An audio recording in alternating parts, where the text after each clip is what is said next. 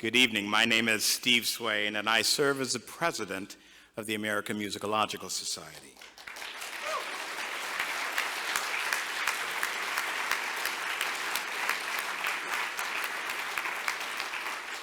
Let me begin by thanking Elaine Sisman and Marty Fritzen for their generosity to the AMS. Their generosity, hold on. Their generosity back in 2013 has made the AMS President's Endowed Plenary Lecture possible. Because of Marty and Elaine, we have had the opportunity and the unalloyed joy to hear from some of the finest minds working in musicology today. Elaine, would you kindly stand and receive our appreciation?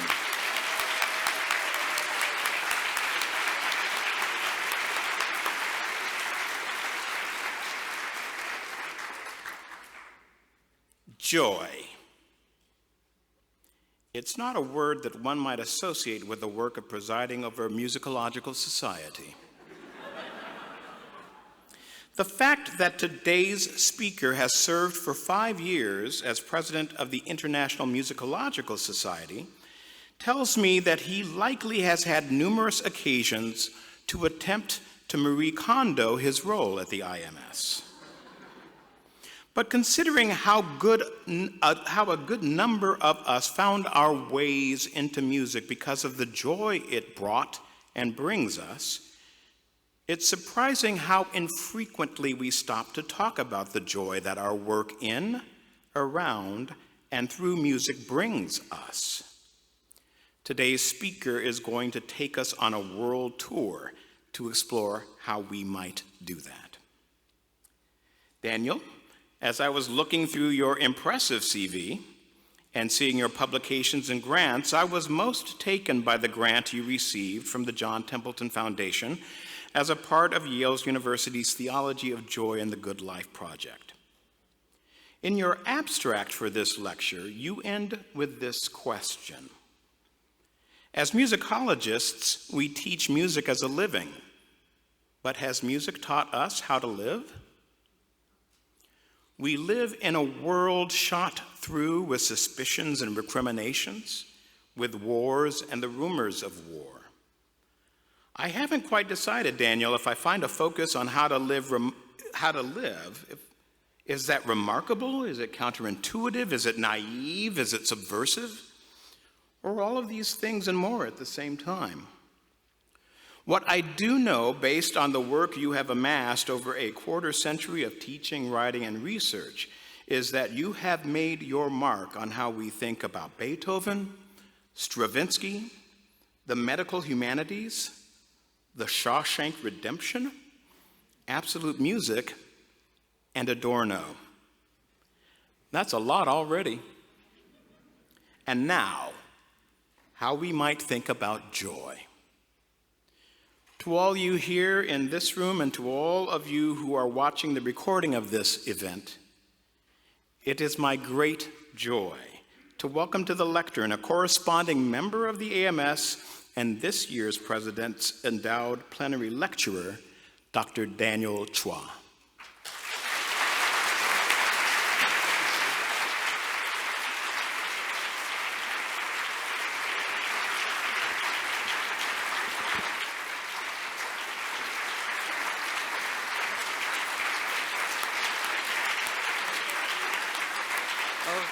That's enough. You haven't heard my talk yet. Okay. Thank you so much, Steve. Really appreciate that so much. And thank you for turning up. That's so great. So, let's see. My talk is in 4 parts, but I only ask one question. Is music joy? Nice, right? What's there not to like about my benign question? But nice might just be its problem. You see, nice questions are not urgent questions in a crisis-laden world. Nice won't save the planet. Nice won't stop a war. And besides, almost everyone enjoys music, so why pursue the question? Well, it's because that answer would make the question inconsequential. Music would be nothing more than a nice bit of auditory cheesecake, as the evolutionary psychologist Steven Pinker puts it. Its joys will be no greater than to tickle our ears with an occasional, if deliciously full-fat thrill. Music, like cheesecake, would be nice but unnecessary. But my question, is music joy, is not really a nice question. What I'm really asking is whether music is essentially joy. Is music fundamentally joy? So I've just turned my nice question into a really stupid question because the answer is obviously no. No! Music is not fundamentally joy. And there are many good reasons why this is the case. I mean, some really obvious ones. For example, sad music exists, duh. Or what about music is too complex to be reduced to one thing, and of all things, why an emotion? The method is arbitrary. And in any case, no one does this reductive thing anymore. I mean, to boil music down to its essence risks essentializing music. It's just a recipe for stereotypes. And given our sensitivity to cultural diversity these days, its claims to universality is just morally dubious. Plus, it's out of date. The term joy has long been overtaken in academia by happiness research. I mean, happiness, it's mindful, it's measurable, it's modern. I mean, Americans have been pursuing happiness for over 200 years now in search of independence. Because joy is, pre-independent, it's pre-modern. So methodologically arbitrary, morally dubious, and socially out of date. Is music joy? Is a miserable research question. It should be abandoned. My talk should end here. Thank you.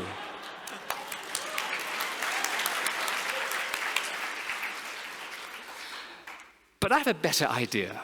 Rather than end my talk, we should punish the question for being so stupid in the first place and ask the opposite question. Is music sad? And curiously, in today's intellectual climate, this turns out to be a very profound question. You see, music in the West has been fundamentally sad for many years now, and paradoxically, the proof of this tragic state is found in its most celebrated piece of joy on the planet. Yes, Beethoven's Ode to Joy. Now, you would think that Beethoven's Ninth Symphony would make a case for joy as a paradigm of music, but no. The explosion of joy in the finale was thought by some early commentators to be utterly grotesque. Get back to the theologian David Friedrich Strauss described the last movement as an ugly head attached on an otherwise pristine torso. It's a monstrous end to a classically proportioned work. So what kind of joy is this? I mean, it certainly isn't nice. So to answer this question, we have to return to where it all began, on Beethoven's working desk. And on its surface, there are three unrelated objects: a paperweight, an Egyptian inscription, and a tiny statue of the first consul of the Roman Republic, Junius Lucius Brutus. Now, these are just arbitrary things. But as emblems of the composer's creative vision, they provide an insight into the kind of joy shaping Beethoven's last symphony. So first, the bust of Brutus. Take a long, hard stare at Brutus, because that is exactly what he's doing to you. And in this staring contest, you would definitely blink first. Now, the finale of the Ninth begins with a dissonant shriek known as the Schreckens Fanfare. It's a sonic wall of terror. And it is against this terror that human voices are mobilized to declare a state of joy. Friends, not these tones, sings a solo voice. Rather, let us strike up more pleasant and more joyful ones. And so a brotherhood of joy is forged in the face of terror. This counterforce is seen in the stony glare of Brutus. If there's joy etched in his features, it can only be one of austere resistance. Brutus, you see, was the face of the French Revolution. He was the model for an unmoved and immovable force against the ancient regime. And in the Ninth Symphony, we can hear this stoic, principled, and unyielding force as the joy that withstands the assault of the enemy. And aptly, the form of the finale is organized like a military campaign. The first thing that is required after the declaration of joy is a long march to gather the forces and unite the people. The famous joy theme is transformed into a recruiting song. One man soon becomes an army as a chorus of people gather from far and wide, building momentum until the joyful throng becomes a stampede. Wagner describes this force as battle music. So what had started out as a solitary march ends as a cavalry charge, trampling over every obstacle in its path. Brutus, the immovable, becomes Brutus, the unstoppable. So what kind of joy is this? In the Ninth Symphony, joy turns out to be a moral force that defines itself violently against violence. This is the heroic joy of a defiant freedom fighter raging against unsurmountable forces. Now, this should be of no surprise, since the Ninth Symphony is often deployed as a soundtrack for gratuitous scenes of carnage on the modern screen. Here is a trailer from the great German opera Die Hart.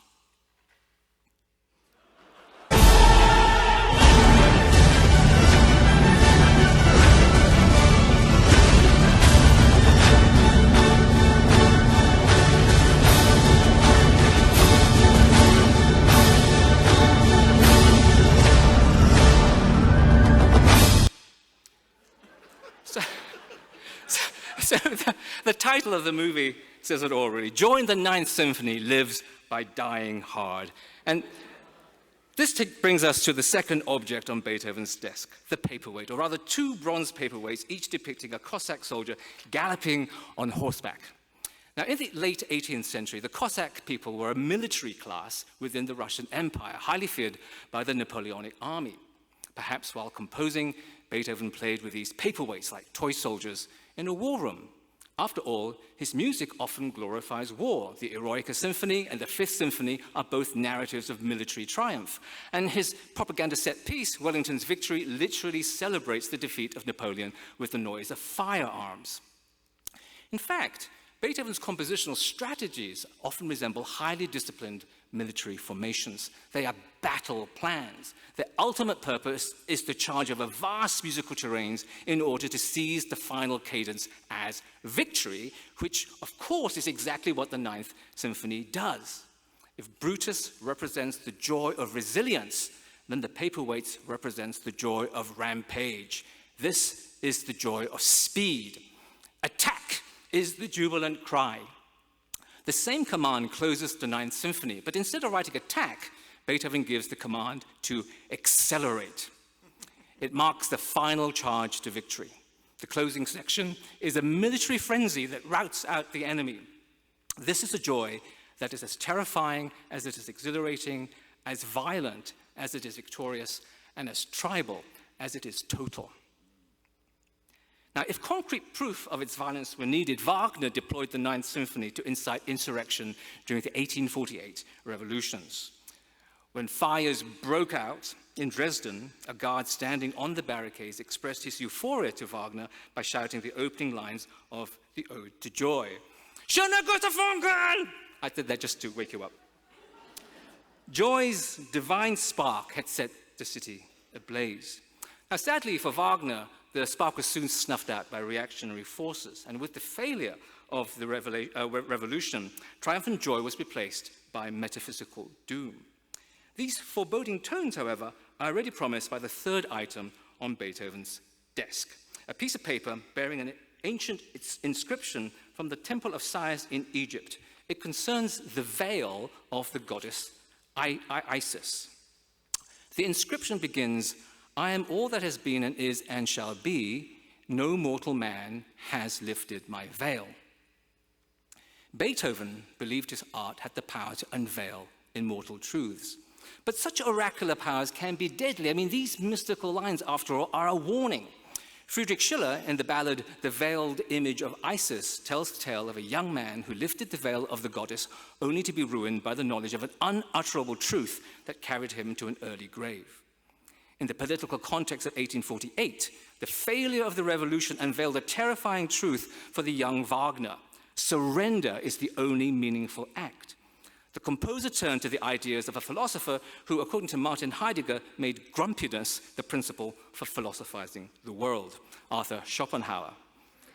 Schopenhauer extolled music as the deepest expression of cosmic reality and so doomed music to universal grumpiness.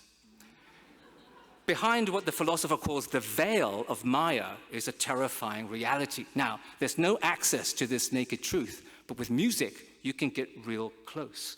To listen to music is to go beyond the veil and experience the most direct representation of an undifferentiated, impersonal cosmic will that drowns out our cries for individual meaning like the currents of a mighty river. This will is both fateful and fatal. Resistance is futile. So post-1848, how can the Ode to Joy be joyful? Well, somehow, Wagner's young admirer, Friedrich Nietzsche, gets Schopenhauer's philosophy to party. In his first publication, The Birth of Tragedy, Nietzsche imagines the finale of the ninth as a nihilistic rave. Life is nauseating, declares the philosopher. But rather than struggle against this truth, humanity must affirm its futility and celebrate the wisdom to die soon. From this perspective, the Schrecken's fanfare is no longer a force to resist, but a fate to embrace. In this way, terror becomes a rave, and joy is the drug that induces an ecstatic state of brotherhood as our individual quest for meaning dissipates into a collective death drive. So Nietzsche turns the tables on the heroic. Die hard becomes die soon. So Nietzsche made the Ode to Joy the very being of music, but its essence is not joy. The title of the book makes this clear. It is the birth of tragedy through the spirit of music. If music is joy, then it is paradoxically a tragic joy. It is fundamentally sad, even in its greatest moment of euphoria. And Nietzsche's solemn tones have resonated all the way to the grumpy old men of philosophy in our postmodern times. Here, for example, is a quote from Philippe Lacoue-Labarthe. What moves me in music is my own mourning. And here is a statement from the father of postmodernism himself, Jean-Francois Lyotard. Life laments its precariousness in an ever-forgotten anonymous death rattle. I maintain that music gets its beauties and emotions from the evocation of this condition of abandonment that is loud and mute, horrified, moist, with a promiscuity without alterity. Now, I'm not exactly sure what this means, but it's definitely grumpy. So, we have a problem. We have established that my question is fundamentally wrong in every way. Is music joy? Is socially irrelevant, methodologically flawed, and now philosophically sad? But this is not the real problem. Part 2 of my talk makes the case that my premise is fundamentally correct. Music is joy. Now, this is a disconcerting thought. It implies that the seemingly obvious arguments outlined in part 1 are blind to the meaning of the question. So it is not the question that is wrong, but our context. We are the problem. So how do we see the question in the right context? Well, we need to be in a different place. And it turns out that my out-of-date question is not out of date enough. Is music joy? Is a question that seemingly only makes sense when defamiliarized in the ancient world. So we need to get into a time machine and go on a fabulous mystery tour of ancient places. And we begin our journey by dialing back the clock some 2,400 years. Imagine yourself in ancient China. Our succinct research question would have the opposite effect here. Is music joy would not be worth asking, not because it is obviously false, but because it is obviously true. In Chinese, music is joy. This is because the character of joy is an indelible part of music, and I mean this quite literally. The character music in classical Chinese is also the character joy. Although pronounced differently, the character yue, meaning music, is the same as the character le, meaning joy. Music and joy are in a homographic relationship. They look the same, but they sound different. So every time you look at the character music in Chinese, you also see joy. Now, we could quibble over whether this homograph is merely coincidental, but both the Confucian and the Taoist classics clearly equated the two meanings and aligned them with the way, the Tao. Now, not surprisingly, the Confucian Book of Rites announces music is joy. But this joy is not of the auditory cheesecake variety, which is merely a nice but unnecessary pleasure. Joy is a moral disposition. It guides us in the paths of righteousness, keeping our behavior in balance. Without music regulating society with its joy, we would literally lose the way, the Tao. So the mutual association between music and joy wasn't just a nice bit of wordplay, it had massive consequences. Actually, I discovered the significance of this as a tourist in Beijing in 2011. I was visiting the Forbidden City with a rather unusual tour group, a motley assortment of music theorists from the West. And our conference didn't go particularly well, so we felt a bit down and lost as we meandered through this palatial complex.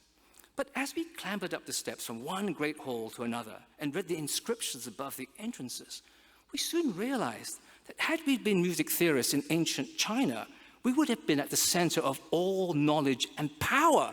Alas, we were born too late. I mean, even the names above the entrances sounded like the subtitles of our books.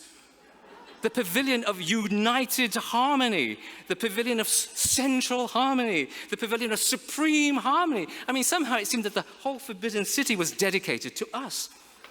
So, music and joy is not simply a play of words. The entire universe and the governance of a vast empire was at stake in this homograph. So, as I stood in the Pavilion of Supreme Harmony, I could feel the joy of music rushing into my head. Somehow, in this very spot, the moral well-being of the entire universe had been entrusted to me. So, what does a music theorist do under such epic circumstances? Now, you would think that the first thing I'd need would be a secluded study for some erudite contemplation. But you'd be wrong. My first scholarly activity would be foraging. Now, this research dates back some 4,000 years. Legend has it that the Yellow Emperor sent his trusted scholar Lin Lung to the Ranyu Mountains to collect bamboo. And the task at hand was to find the perfect bamboo pipe to sound the fundamental pitch of the cosmos and so legitimize the rule of the new emperor. It was a tall order for what would be a 4-inch pipe. But to blow into this pipe was to hear the winds of heaven blow across the hollows of the earth, harmonizing the two realms into one tone. Joy was both yin and yang, heaven and earth in harmony. Now, this story may be mythical, but it founded a practice. In accordance with the myth, each new emperor in China needed to find his personal tone to resonate across his kingdom. Without his new tone, the emperor would be institutionally tone deaf and cause his reign to go out of tune with heaven and earth and bring discord to his people. He would lose the mandate of heaven. Now, this tone was a ruler in both senses of the word. The dimensions of the new pipe literally set the imperial standard for measure, volume, and weight and regulated the entire economy of the kingdom. So music really was the measure of all things. And hence, in another play of words, the bamboo pitch pipe, lu, doubled as the law, lu. To be in tune was to obey the rule. Joy, then, was not so much an emotion as a regulation that brought all things into balance, upholding the moral integrity of the universe from the movement of the stars to the political affairs of court. It was all very proper. We might call this relation between music and joy an aesthetic propriety, because its beauty is predicated on a certain fittingness between things. To be in tune is to fit. Perfection depended on the exact relation, or as Confucius himself says, it is from music that one's perfection is achieved. Oh dear, we've spent far too long in ancient China. So please fasten your seatbelts, because we now have to take a whistle-stop tour of Greece and North Africa, with just enough time for a snapshot of Pythagoras in Samos, Clement in Alexandria, and Augustine in Hippo. Ancient Chinese music theory had a parallel universe in ancient Greece. It was less yin-yang than Big Bang, because Pythagoras famously heard the harmony of the spheres at a smithy where the blacksmiths were inadvertently blasting out some heavy metal on their anvils. Now, instead of a circle, harmony for Pythagoras was arranged as a triangle known as a tetractys. And the numbers represented by the 4 rows of dots, 1, 2, 3, and 4, made up the ratios that kept the Pythagorean cosmos in perfect proportion. Now, these 4 integers made for beautiful mathematics and justified the rationality of the universe. And joy is, in the form of these well-tempered ratios, expressed a state of perfect equilibrium. To be in tune with the cosmos was to experience the joy of a well-balanced lifestyle. Now, on the island of Samos, the smithy may have been the hottest party in town, but to be honest, Pythagoras' ratios are so perfect, timeless, and immaterial that its joy is a bit boring, really. I mean, there are no surprises, there are no wow moments to get its timeless inertia moving, at least not yet. It took a paradigm-shifting movement to bring joy to life within the perfectly rigid cosmos of the Tetractys. With the advent of Christian thought, the gospel was regarded as an eruption of joy in history that shook these immutable numbers. Or, as the Christmas angel sang, "Behold, I bring you good tidings of great joy." The 2nd century theologian Clement of Alexandria was among the first to hear this new sense of time quivering in the Pythagorean universe. Suddenly, the timeless ratios of the cosmos get to have a beginning. In fact, not just one beginning, but 2 beginnings. Creation in the book of Genesis, in the beginning God created the heavens and the earth, and new creation in the prologue of John's Gospel. In the beginning was the Word, and the Word became flesh. Now, the word in John's Gospel is logos in Greek, which means rationality. And given the musical rationality of the Pythagorean universe, Clement understands logos as music. So in his exhortation to the pagans, Clement describes Christ as the singing logos. So in the beginning was the song singing creation and new creation into being. Now, in Clement's exhortation to the pagans, music for the first time in its history is described as autonomous music. Now, normally, autonomos is used as a political term meaning a self-given auto-law, nomos. But nomos in Greek also means melody. And in the text, Clement plays with the word nomos to mean both law and melody. The music of creation is both a permanent law of creation and a spontaneous melody of recreation. In other words, our planet is a doxological ecosystem. Joy is the musical autonomy of the created order, spontaneously celebrating the goodness of creation. Joy is an ecology. Now, let's fast forward 200 years. It's dawn on Easter Day, and St. Augustine is about to be baptized by Bishop Ambrose in Milan in 387 CE. It was during his conversion to Christianity that Augustine started work on his treatise on music, De Musica, which he completed a few years later in North Africa. And once again, time transforms the timeless cosmos of the Pythagorean universe.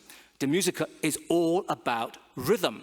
Now, it is still Pythagorean in that Augustine unwinds the ratios of the Tetractys as poetic feet. Now, there are 6 volumes in De Musica, and the first 5 volumes are a pedantic plod of metrical feet. It is truly pedestrian. Augustine famously defined music as the science of measuring well, and true to form, he does a lot of mind-numbing measuring of long and short syllables. But suddenly, in volume 6, something unexpected happens. It is as if music theory itself has been baptized by Ambrose. In the final volume, De Musica is bathed in a theology of music inspired by Ambrose's hymn, Deus Creator Omnium, God the creator of all things. Augustine declares that God, the creator of all things, is music, and therefore all things are created in rhythmic proportion. So everything is number. And the qualities of these numbers are arranged in descending order like a ladder, rising from the material realms of the senses to the eternal realms of reason, where music in its numerical perfection is declared the hymn of the universe. So any passing pleasure that music gives on earth only finds its joy when directed towards its highest immutable state. So by the end of De Musica, music is not simply the science of measuring well. Music is the science of transcendent joy. So, we have now finished our tour of the ancient world. Let me summarize the journey. So in the ancient world, music is joy.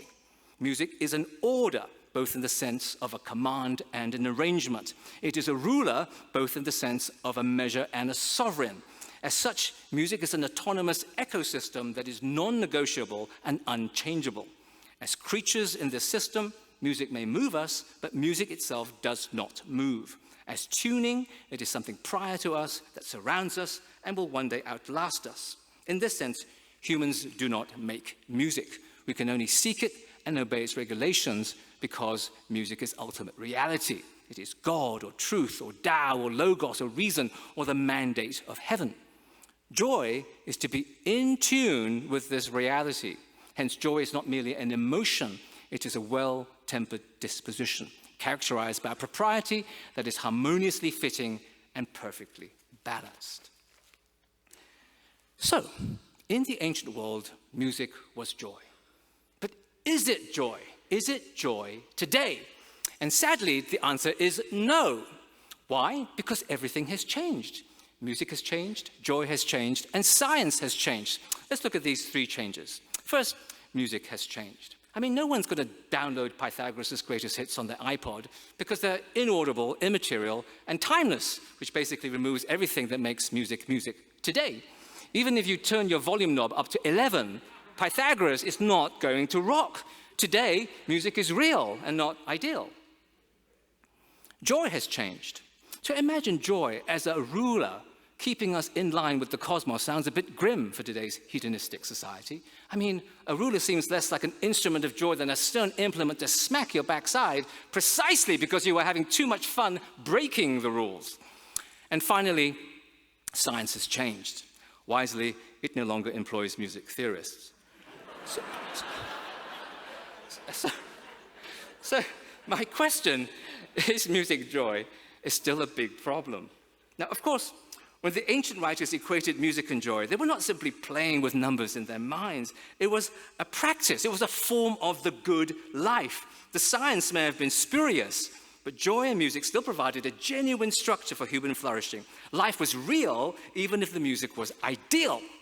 So the question we need to explore, if we are to retrofit ancient values to modern music, are about the good life. In what sense can joy be a form of living articulated by music as a way of being in the cosmos today? So part 3 attempts to retrofit an ancient lifestyle to the modern world. And this is no easy task because music and joy would need a modern makeover. They would need to be scientifically measurable, musically analyzable, and joyfully livable by today's standards. So to simplify the process, let's break the task down into 3 steps. 1, retrofit ancient joy to modern living. 2, retrofit ancient music theory to modern music. And 3, connect the 2 retrofitted objects, joy and music, to modern science and reposition them in the cosmos. Now, if this works, then maybe the ancient universe would be back on track in modern times and music would be joy today. So, step 1, retrofit ancient joy to modern living. Now, in the past, joy was measured by music and cosmology. Today, it is measured by psychology and neuroscience because joy is more a state of the mind than a state of the cosmos.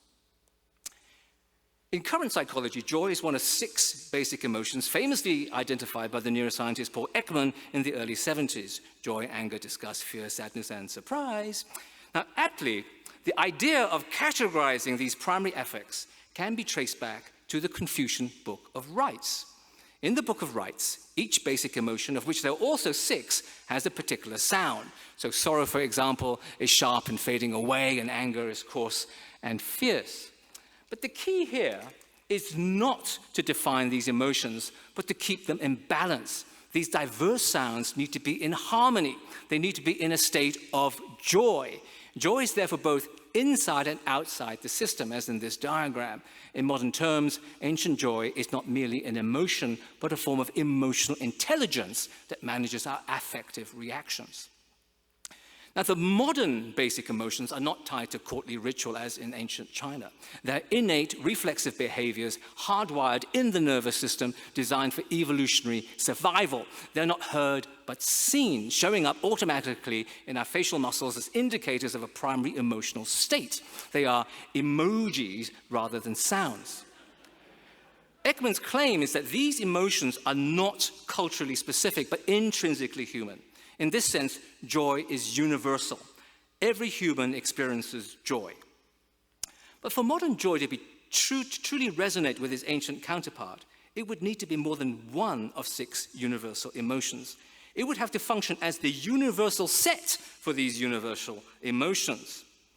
Now, of the 6 emotions, joy is unique as the only positive emotion. So can joy's positivity regulate the other effects as a form of emotional intelligence? Well, possibly. Neuroscience can't put a finger on joy's whereabouts. It turns out that joy is not simply a discrete emotion. It's all over the place. Unlike anger, grief, or fear, neuroscientists have not found a specific center in the brain for joy. Pleasure does have a specific location in the brain, but these pleasure centers are related to addiction, appetite, and sexual drive. They loop as self-affirming reward circuits. In contrast to pleasure, joy, as the psychologist Sylvan Tomkin notes, can't be self-induced. You can't just make it happen by yourself, because joy is a relation that places its well-being in the interest of the other. It is an outward connection rather than a self-rewarding circuit. As the moral philosopher Robert C. Roberts puts it, joy is not a sensation, but a delight in the way the world is. Now, given this all-embracing relation, modern joy begins to resemble the harmonious fittingness of ancient joy. In evolutionary terms, we might call this the survival of the fitting. If joy is founded on fittingness, then the evolutionary origin of joy is simple. It is nascent in any state of homeostasis. Now, for the neuroscientist Antonio Damasio, this is evident in the simplest life form. A single-cell organism automatically reacts to changes in its environment to regulate its life. This is basic chemistry, a tiny code of conduct scribbled within a cell. He claims that writ large in humans, joy is homeostasis as virtue. Arriving at this joy is simply a matter of climbing up what Damasio describes as an evolutionary tree. It's like Augustine's ladder. It begins with reflexes and immune responses, and then goes all the way up from emotions to feelings to reason and desires and concerns. And at the top of the tree, neuropsychology branches out into moral psychology, and here joy flowers as a virtue. And once at the top, the neural maps associated with joy, states Damasio, signify states of equilibrium for the organism. So joy in this very modern sense is not dissimilar to joy in its very ancient sense. It is a harmonious and balanced disposition. Joy, then, can have an evolutionary orientation for life to flourish. So, we have accomplished step one, retrofitting ancient joy to modern living. Neuropsychology can map joy as an evolutionary virtue and put a smiley face on ancient forms of propriety. This means we can text a happy face emoji to Confucius, and he would give it a thumbs up. But can this newfound joy be music today? And to answer this question, we need to take step two, retrofit ancient music theory to modern music. In the ancient world, harmony was the basis of music. Its tuning defined joy. Today, music theory continues to be fixated on harmony, and there's nothing inherently wrong with this focus. The question for music theory is whether harmony is the basis of music, and if this basis can be the foundation of joy today. So we need to ask two fundamental questions. Is music fundamentally harmony, and is music joy? And we begin with the second question. If you remember, Pythagoras' harmonic theory emanates from a single number. Similarly, in the Confucian tradition, music is one pipe, one measure, one way. Joy, in this harmonious context, can happily regulate all things. Now, this works perfectly as long as the universe remains infinite. The infinite ensures that the harmonic order is ungraspable by human hands. However, such a singular conception of harmony can also go horribly wrong. The mathematical elegance designed to keep all things in proportion can also be instrumentalized as a violent concentration of power around which everything is forced to rotate. In the wrong hands, harmony becomes authoritarian. There is just one ring to rule them all. Unity becomes a matter of force rather than fit, and joy turns into fear. So, to return to the question, is harmony joy? The answer is yes and no. It depends on how you count. Now, you might think, well, that's not much to count. Just say one and you're done and game over. Well, yeah, that's how we count today. But this is not how they counted in the ancient world. If you look at the yin-yang symbol, unity is a relation between two elements. Similarly, in the arithmetic of ancient Greece, the smallest number is 2 because 1 is their combination. Christianity goes one step further. 1 is triune with an infinite capacity to include humanity in its unity. So in ancient thought then, One is irreducibly plural. It is uncountable, infinite, ungraspable. But in the modern world, it only has one sound, the total. So modern harmony may not be joy. In fact, it may be fear, a kind of killjoy harmonic theory for authoritarian control freaks. Now, this is a huge problem for my question, which is why we have to ask, is music harmony? Because if music is not fundamentally harmony, joy need not be defined by harmony in the first place. So to find out, here is a thought experiment. Imagine a music without harmony. Did you hear anything? A tabla, a rap, an Art Blakey solo? You see, music doesn't need harmony to exist. Now, imagine music without rhythm. What would you hear? You would hear no music. In 2021, Alex Rading and I published a book called Alien Listening. It proposes that music is fundamentally repetition. It is repetition not only on a rhythmic level, but on every level, from pitch frequency to formal rotations. Even harmony, in this definition, is repetition because it is composed of frequencies, which are just very, very fast repetition.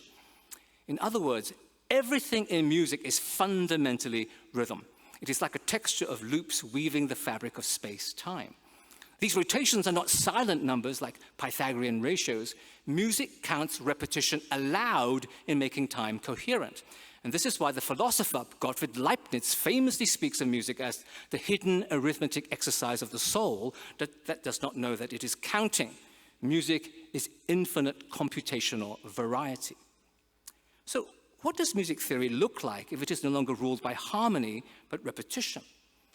Well, the music of the spheres would be spaghettified into a long strip of rhythm. The strip stretches to infinity at both ends like a long, unending glissando of repetition from slow to fast. This graduated rhythmic ruler is the new measure for music, and music can happen anywhere on this strip. And by anywhere, I mean anywhere in the universe, which is everywhere. This is why our theory of repetition is for alien listening. It works as an intergalactic music theory of everything because everything in the universe repeats. Our graduated strip of repetition represents the background hum that is a fundamental condition for existence in space-time. Humans only hear a narrow bandwidth in this spectrum, but we are embedded in this greater rhythm. Our human music, therefore, becomes a disclosure of the space-time universe we inhabit, but scaled solely for our ears. Our music keeps us in time with the universe.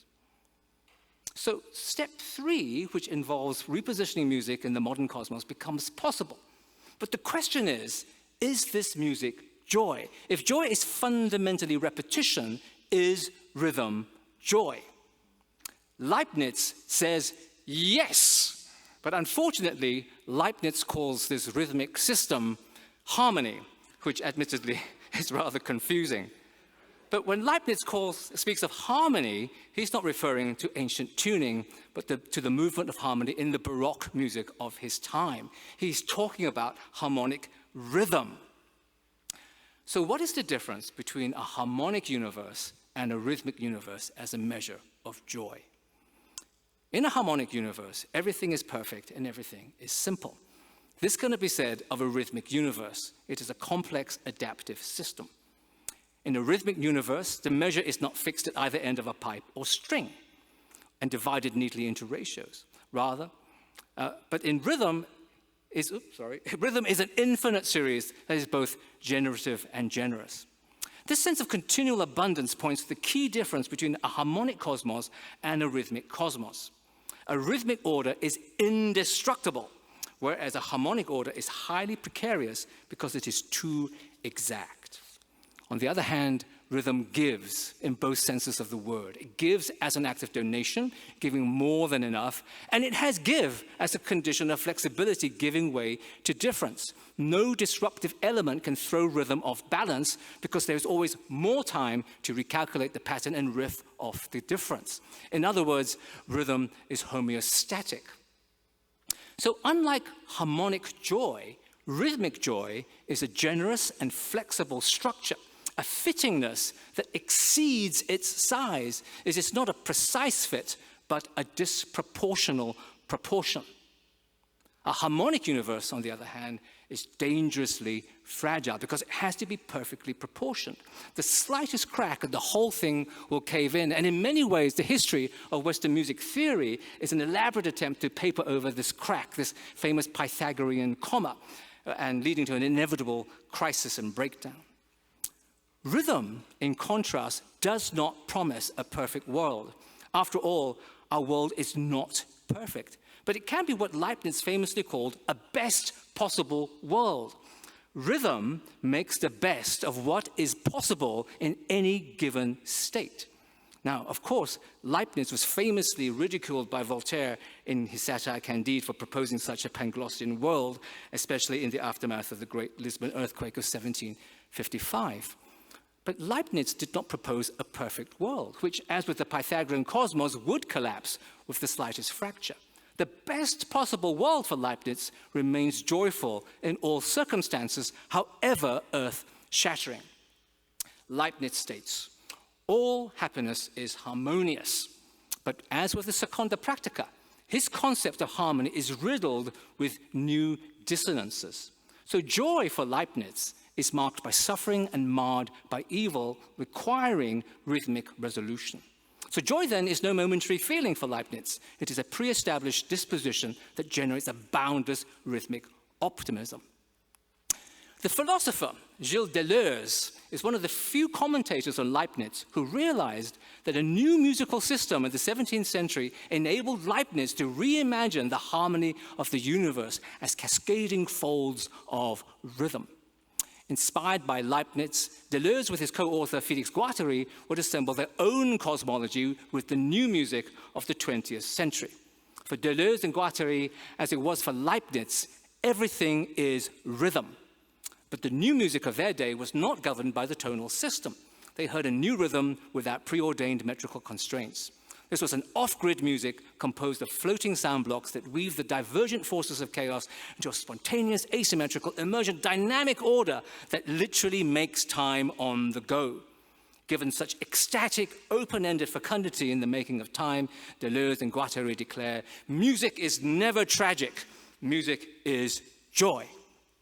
So, 2,500 years after the Confucian Book of Rites declared music is joy, Deleuze and Guattari released the same statement.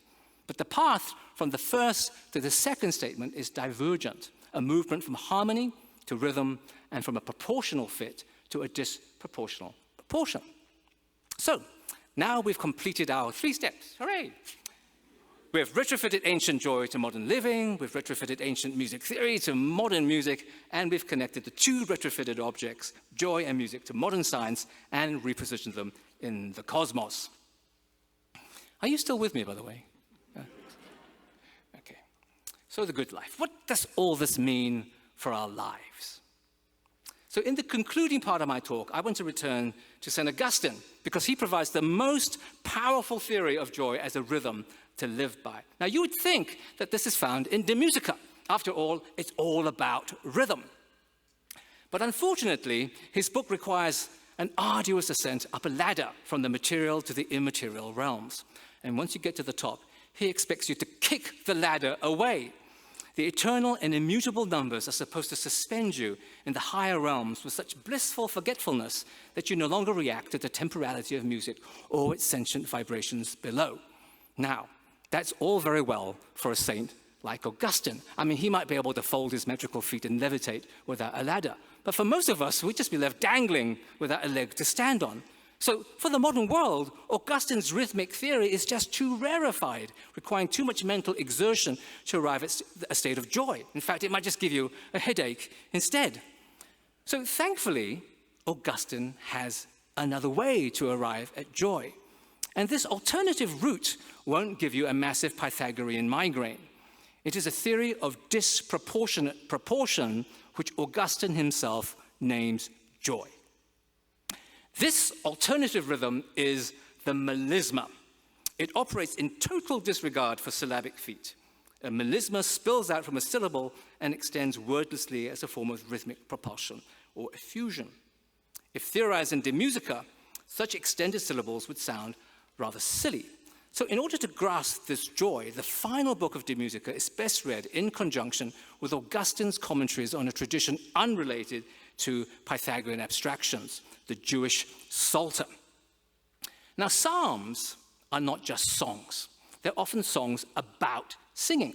So, for example, Psalm 32, which begins with the exhortation, "Sing to the Lord a new song," is not only a song, but a song that commands one to sing with joy. Indeed, if properly enacted, it generates what joy to sing, a new song in the form of melismatic improvisation.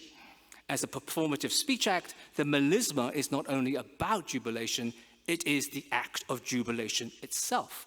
For Augustine, it is joy improvised. As such, there's nothing rarefied about the melisma. There's no cogitation or calculation or syllabic straitjacket required to control joy. In fact, for Augustine, the melisma is a sweaty, smelly, bodily, and earthy act. It's a kind of Augustinian heave-ho that is performed every day by ordinary people going about their normal business. To describe the joy of the melisma, Augustine references the jubilus, a repetitive chant heard from laborers harvesting in the fields of North Africa as they moved rhythmically to the strain of their toil. The jubilus literally swings. It arises, observes Augustine, from any work that goes with a swing. The rhythm expresses the joy of abundance, the imminent harvest. Greatly cheered by a plentiful crop, writes Augustine, the laborers rejoice over the fecundity and bounty of the earth by interjecting shouts of joy between the words they sing. In the jubilus, what begins with the meager pickings of words proliferates into a bumper crop of rhythms. Augustine likens this rhythmic holler to the exhortation in Psalm 32 to sing for joy. He writes, "What is it to sing in jubilation? To be unable to express in words what is sung in the heart. For they who sing, either in the harvest, in the vineyard, or in some other arduous occupation, after beginning to manifest their gladness in words of songs, are filled with such joy that they cannot express it in words and turn from the syllables of the words and proceed to the sound of jubilation." The jubilus embodies an infinite, ineffable, disproportionately generative joy that only rhythm can articulate. For Augustine, the melisma in its ineffability names joy perfectly. Now, as many of you know, the jubilus was used to justify the melismatic practice at the end of the Hallelujah in medieval liturgy, where the final syllable would extend up into the soaring arches of the great European cathedrals. But today, I want to redirect our thoughts back down to earth, where the jubilus originated. The jubilus is a joy for all seasons because it represents the entire cycle from seed time to harvest. It rejoices even in toil in expectation of an abundant future. So for all its spontaneity, the joy expressed as a melisma is not some ephemeral emotion. For Augustine, it is also a disposition, a form of emotional intelligence predicated on ineffable joy. As with Leibniz's best possible world, the jubilus rejoices in all circumstances, even in the midst of suffering and evil. And indeed, the jubilus has witnessed unimaginable suffering and evil. It traveled as part of the African diaspora to strange lands of desolation and oppression. It traveled here to the largest slave market in the United States. Augustine would likely acknowledge the ecstatic hand-clapping, feet-stamping, glory-shouting worship of the Black American church as an echo of the jubilus. But its origins are not from the harvest fields of North Africa, but the cotton fields of the Deep South. The jubilus was made manifest as a sacred genre in the American plantations. In the work songs, spirituals, calls, and ring shouts of slave culture, the melismatic power of the jubilus was retooled to bring the spiritual realm of joy into the material present.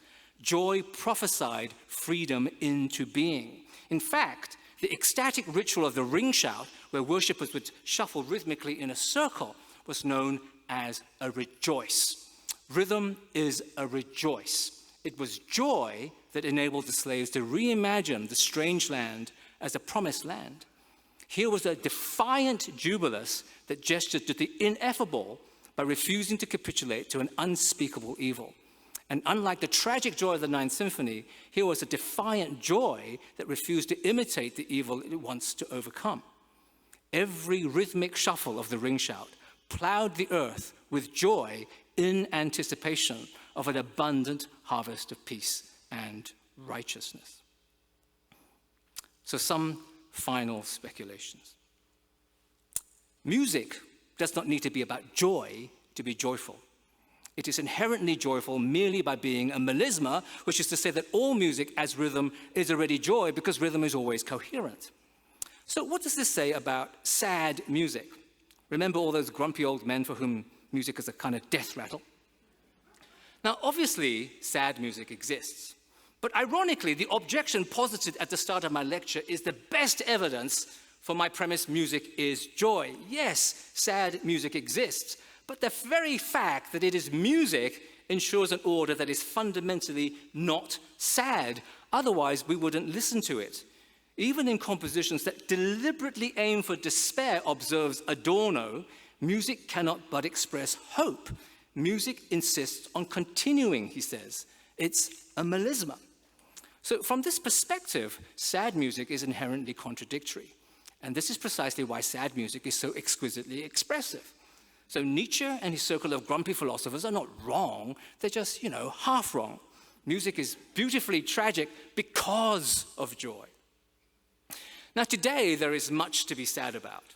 Our politics is tragic. Our planet is in existential crisis. In the ancient world, music taught us how we might govern our planet and our politics with the rule of joy. Now, I'm not expecting any of you to take all my crazy speculations and blunt provocations on board, but I am inviting you to think bigger. As musicologists, we teach music for a living, but has music taught us how to live? If somehow music is joy, then music indicates a way of being in the world. Joy is a celebratory, co-creative relation that points to the goodness of our planet. Rhythm does not promise a perfect world, but the hope of a best possible world. It is, like the ring shout, a rejoice that toils and suffers in expectation of a harvest of righteousness. Whatever the circumstances, however tragic or violent, as long as music exists, nothing can seal our fate, because in its very ineffability, music articulates a jubilus that refuses to end.